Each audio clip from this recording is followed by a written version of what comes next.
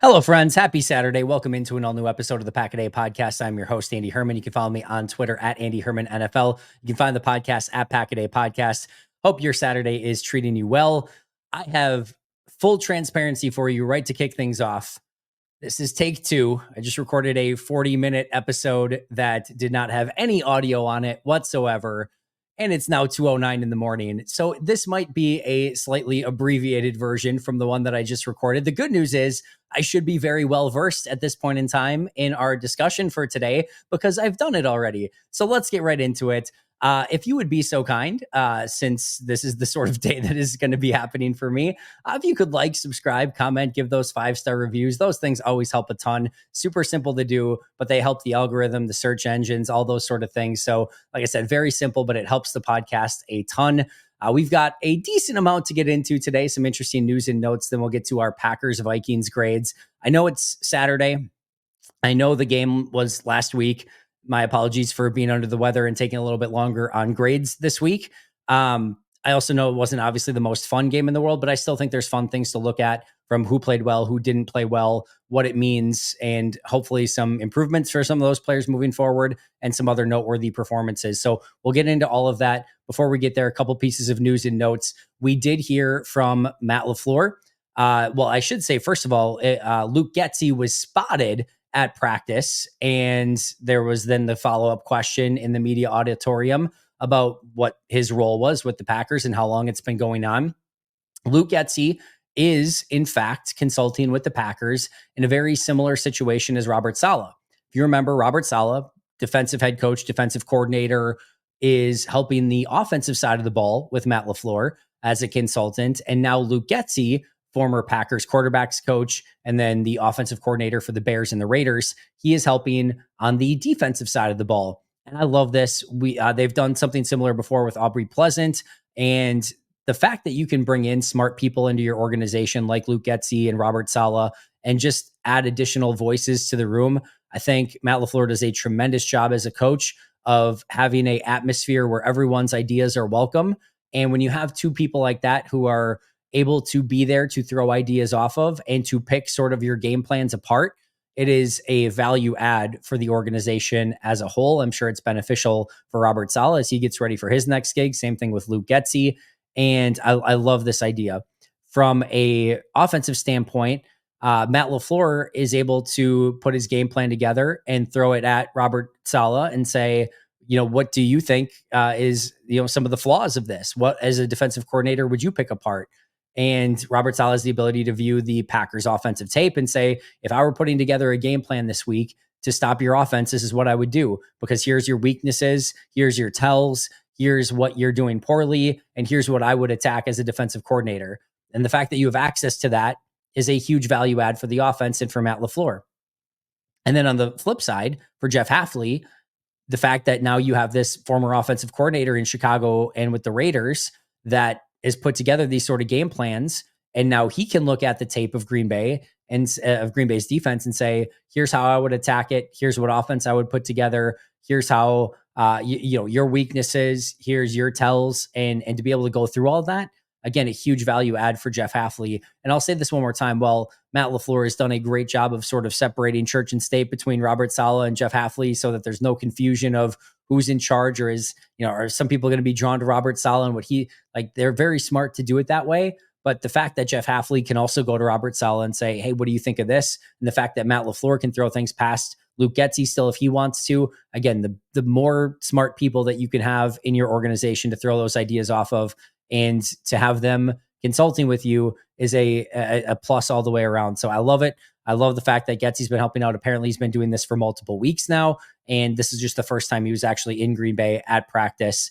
And again, who knows how long these things will last. My assumption would be until the season's over. And then, maybe Luke Getsy stays on in some capacity. We pretty much know Robert Saleh is not going to, unless Jeff Hafley were to somehow get a head coaching job and Robert Saleh would accept the defensive coordinator job in Green Bay. Outside of something like that, those agreements are probably going to come to an end as soon as the season's done, and Saleh will be looking for coaching jobs and things like that. But for right now, really awesome that they have those resources at their disposal with the bright minds that again Getsy and Saleh have on their respective sides of the ball.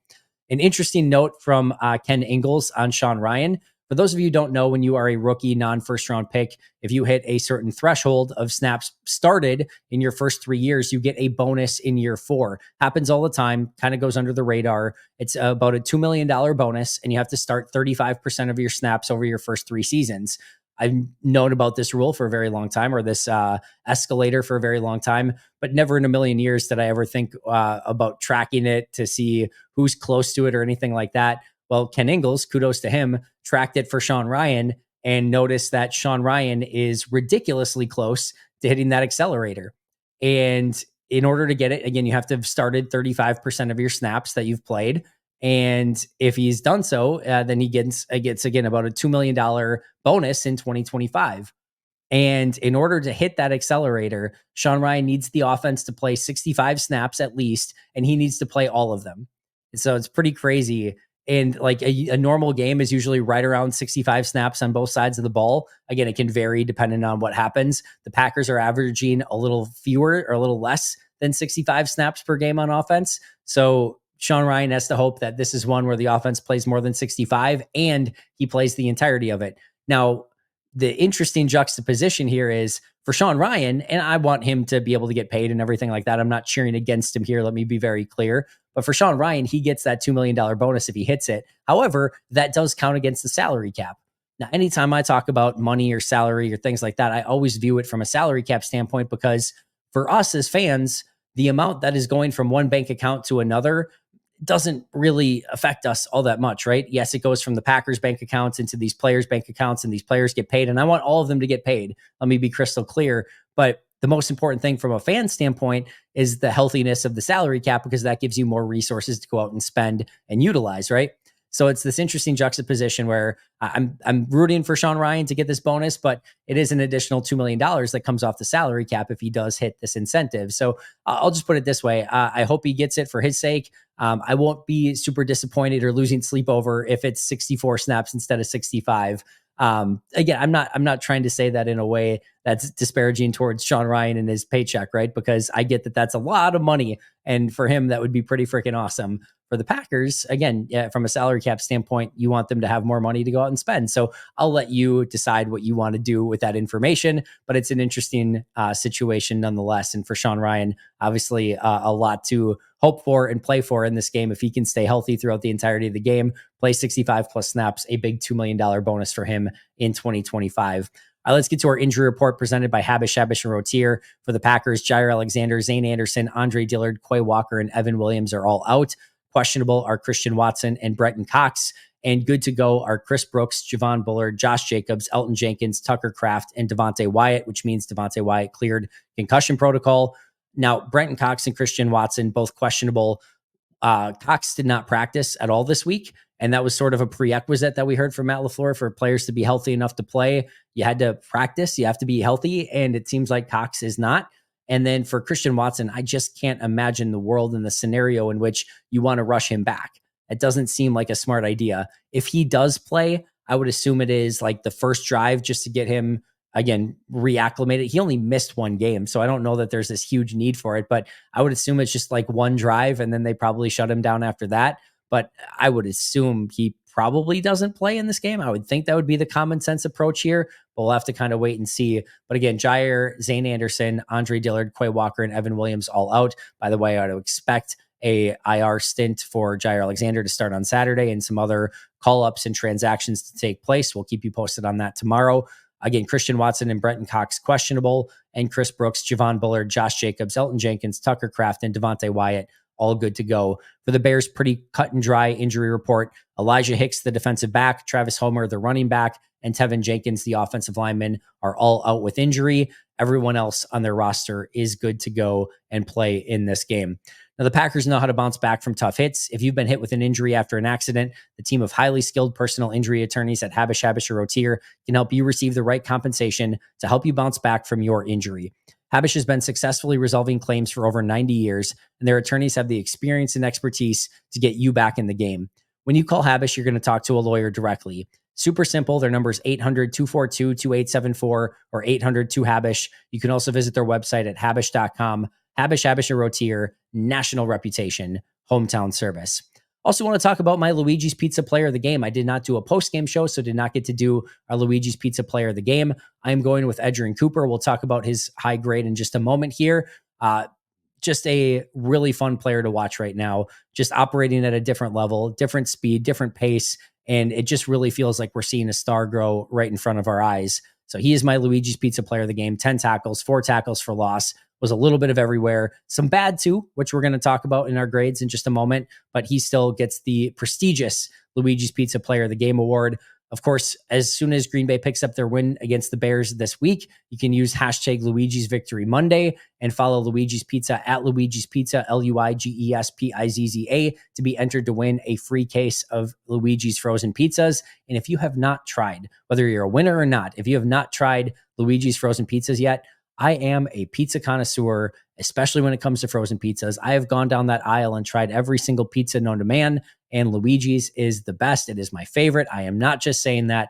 It is absolutely ridiculously good. Their sauce is what sets it apart, in my opinion, but their fresh ingredients are great as well. Try the ultra thin crust, the fresh dough, any of them. They're all amazing. They're literally all amazing. I'm still not a black olive guy. Sorry, Luigi's. I'm not going to do the black olive ones. So I can't speak to those, but all the rest of them, absolutely amazing. All right, let's get to our grades from this past week. Let's start on the offensive side of the ball. No major performances here on offense. 3 solid performances: Bo Melton, Dontavian Wicks, and Sean Ryan, all with plus 0.35 grades. Let's start with Sean Ryan. I'll start with the holding penalty. Yes, I did have that as a hold. His hands outside the body. If it's inside and you pancake him, it's not going to get called. I think more than anything, he just put himself in a position to get called for that holding penalty, whether you want to debate whether it was or not. When that hand's on the outside and then he tries to separate and then it goes to ground, it's going to get called as a hold more often than not. So to me, a little bit of a lower grade there due to the fact that he put himself in a position to get called for a holding penalty. If you don't see it that way, that's fine. Guess what? Then Sean Ryan's even higher on this list and is easily the highest graded player, and there's no tie break here. So if that's what you want to view it as, then Sean Ryan would be even higher. I love the way that he's blocking. A couple of hiccups still here and there. I would still like to see him get a little bit more consistent, but his most effective blocks from a run blocking standpoint are the best run blocks on the team, in my opinion. I'm not sure I'm going to go as far to say he's the best run blocker, because I think maybe Elton and maybe even Zach Tom are a little bit more consistent, but the finishing ability and the movement ability in the run game for Sean Ryan is better, and his best blocks are better than anyone else's along the offensive line when it comes to run blocking, in my opinion. So yeah, really like this game from Sean Ryan. As far as Wicks and Melton go, I thought Wicks blocked well once again. I thought he got open a couple times and the ball just didn't come his way. I thought he had good hands, didn't drop anything in this game, came up with the catches when he needed to, and no real negatives on the day. Again, we're not talking about an 8-catch, 100-yard performance or anything like that. This is a pretty low grade for top overall players with a plus 0.35. It was just that kind of day for Green Bay's offense, but still nice day for Wicks. Same thing with Bo Melton. He actually had a go route from the slot where he just absolutely nuked the corner, was wide open. Unfortunately, Jordan didn't have time in the pocket to get the ball down the field and find Bo Melton on that play, but he absolutely nuked a corner on a go route from the slot. That could have been a big play had the ball found his way over to Bo Melton on that play. It just didn't, and then came up with a couple contested catches. I thought he blocked well. Not a ton of opportunities for Bo Melton in this game, but when he was out there, he looked good, made an impact when needed, and again, did everything he could to help. Just didn't get that many opportunities, but still a solid performance from Melton. So Melton, Wicks, and Sean Ryan, all plus 0.35, my 3 highest graded players on offense in this one. My lowest graded player was Josh Myers, negative 1.15 grade. That was the lowest grade that I've given anyone on offense so far this season. 2 completely biffed blocks in this game. And then just, I thought, a poor performance in run blocking. And then a couple missed blitz pickups and things like blitz assignments. Just not a great day from Josh Myers. I thought he was the weak link up front. If you, PFF had I think more of like a neutral grade on him. I don't know. I did not see it that way. I thought this was a really tough one, and it's been disappointing for Myers as of late. I really did think earlier in the year he was playing some of his best football, and I thought whether it was just due to contract year or maybe just the game slowing down for him, I did feel like he was playing better, and I was somewhat confident or hopeful that was going to be able to continue through the entirety of the season. I'm not sure if it was happenstance, but he I think it was was it his foot or I think it was his toe that he had an injury on earlier this year. It was either foot or toe, it was some sort of foot injury. And it was right around that time that he got the injury that he started having that performance come down again. And then even since being off the injury report, it just hasn't been the same. And we're starting to see a lot of those inconsistencies and sort of poor performance moments that we've seen from Josh Myers the past couple of seasons, unfortunately, rear their ugly head again.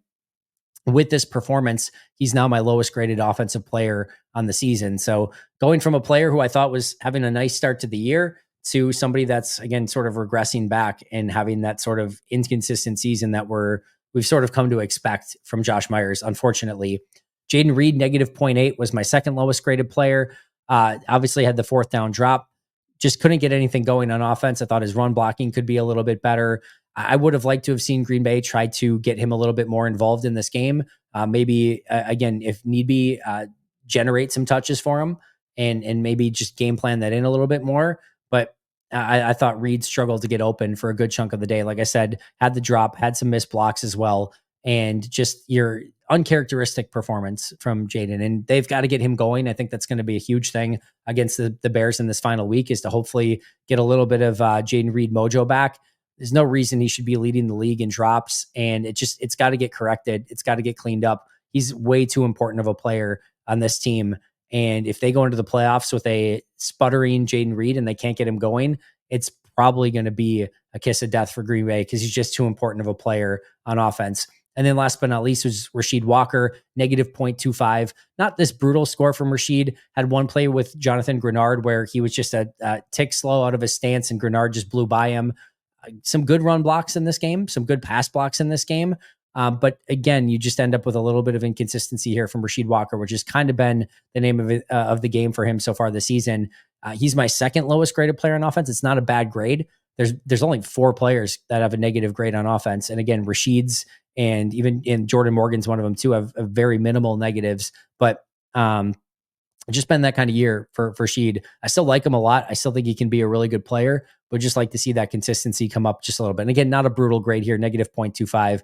Nothing to really again dig into too aggressively, but that one play to Grenard was the real negative one. Some other noteworthy ones on offense: Jordan Love plus 0.3. Yes, did have a slight positive in this one. I thought he had a tough start to the game and then settled in a little bit too late, quite frankly, middle of the fourth quarter. I didn't think the pass protection did him a ton of favors. I didn't think the wide receivers did him a ton of favors. But the reason that you give him that contract is because you hope he can elevate the team even in some of those situations against good opponents. I thought there were some opportunities to do that. There's an out route to Romeo Doubs that he misses. That play to Dontavian Wicks where Wicks lays out for it. It was a really tough throw, no question about it, but just missed that one by a little bit. There's a go route late in the game to Romeo Doubs that he misses. Just the accuracy, the fundamentals need to get cleaned up a little bit. They need a high-performing Jordan Love come playoff time. These last couple games have come certainly short of that.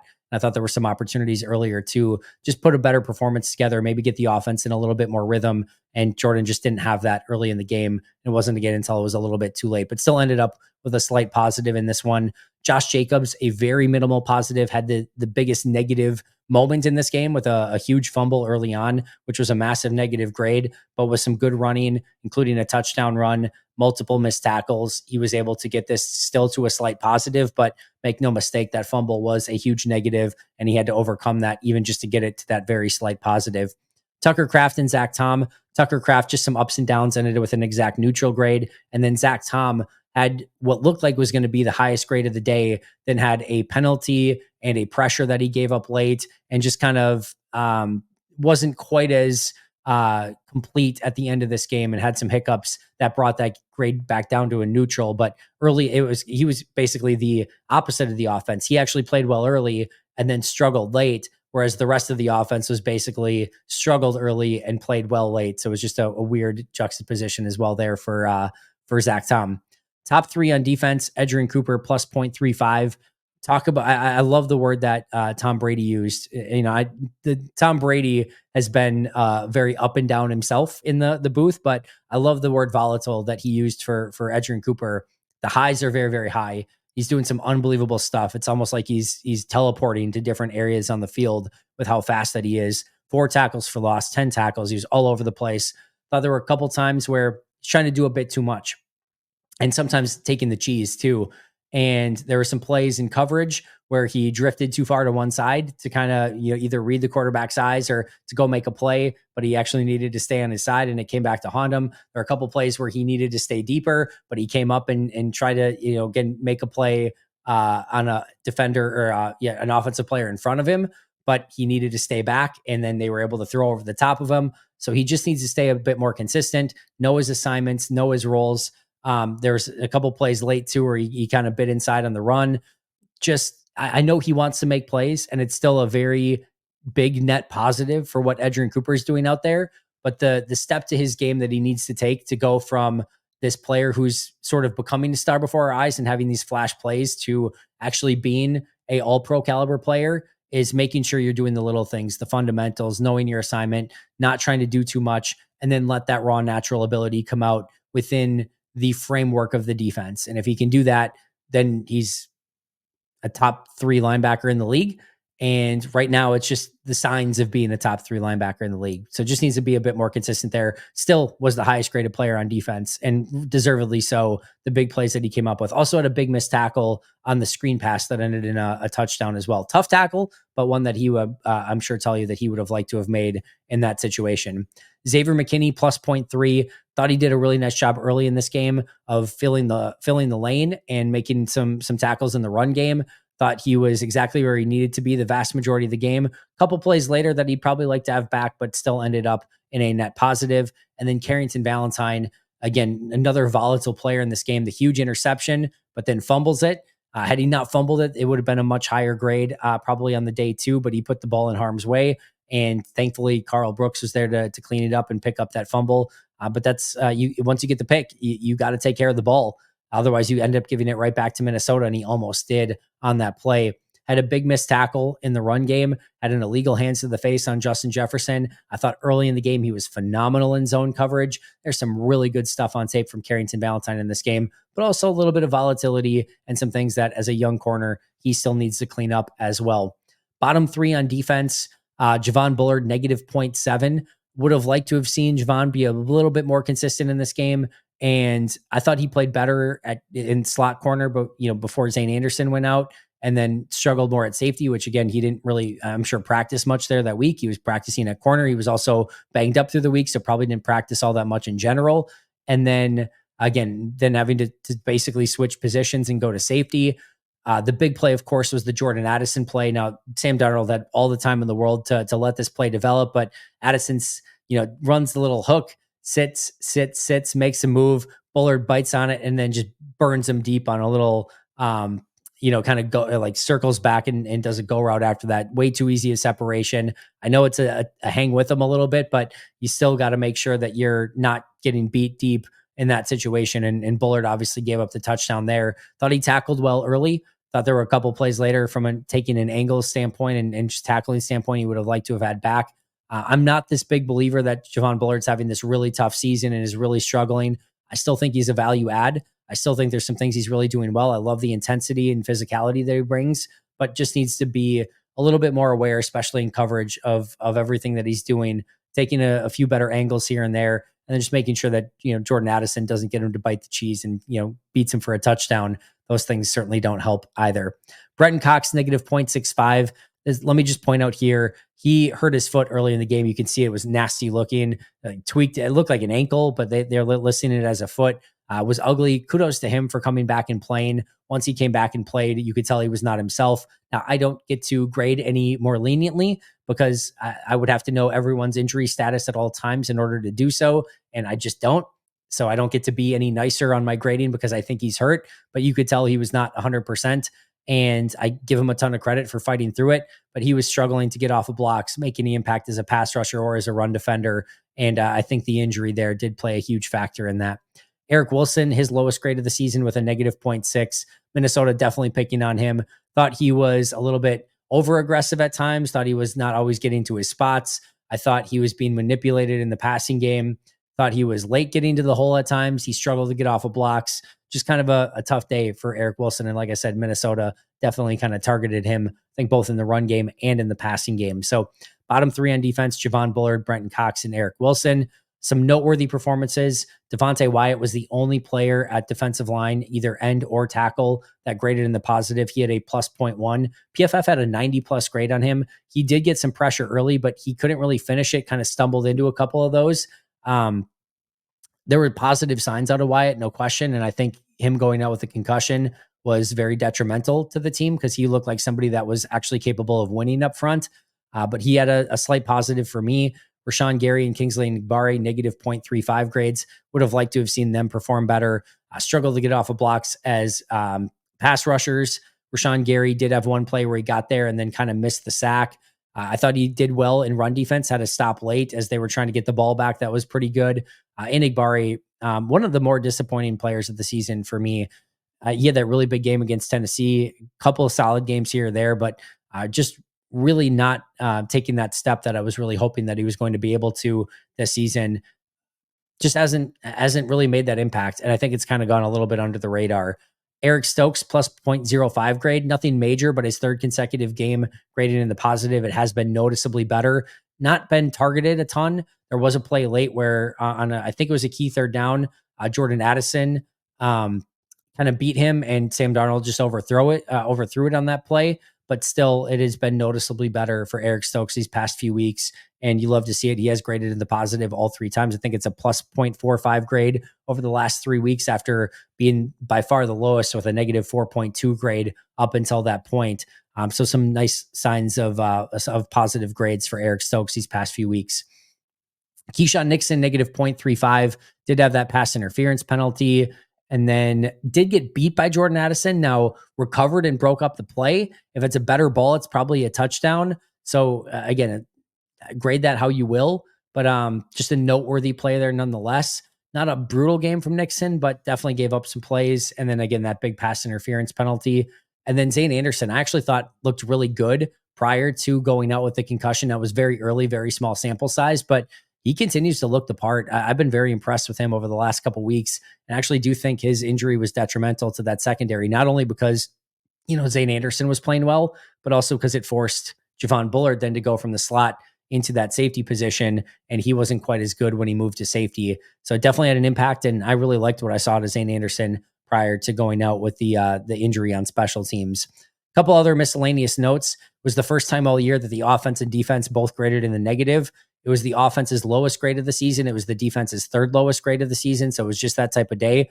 It also is sort of the same story of like they were bad by their standards and they still went on the road against one of the best teams in football and only lost by 2. Now, the score was probably not indicative of how well or how much better Minnesota was in that game, but it still is just like the same thing of like, imagine if they just played a good game. Like, imagine what that would look like. That would be fun. They should try doing that because, again, even when they play what is probably their worst game of the season on the road against arguably the toughest team they faced all season, and they only lost by 2. I mean, just go out and play good football. Like, it would be so nice if they could put a 4-quarter game together against a good team, but it just has not been that way so far this season. Every edge rusher graded in the negative in this game. The only defensive lineman not to grade in the negative was Devontae Wyatt with a plus 0.1 grade. And the only defensive position that did not grade in the negative on the whole was the cornerback room and group, which had a exact even 0.00 grade. Every other group on defense graded in the negative. All right, that's going to do it for me today. I'll be back tomorrow with a preview of Packers Bears, so you're going to want to check that out. Shout out to our All-Pro and Hall of Fame members, Most Hated Minnesotan, PJ Wayne, John Wild, Brandon Paletta, Jennifer Wright, Boom Handel, Donald Lee, Lori Lord, Baby QB, David McCluskey, Donald Decker, Alex Huang, Arnaldo Espinoza, Peter Ritaka, Jay Zimmerman, B. Brown, Puerto Rican Packer, Dan Guessford, Step Keat, Love and Football, Dylan Pat Scott, Bobby Santoro, SoCal Pack, Allison Tuckwab, Chris Rager, and Izzy Roberts. I will see you all tomorrow. Again, make sure to like, subscribe, comment, give those 5-star reviews. But until next time, and as always, go Pack, go.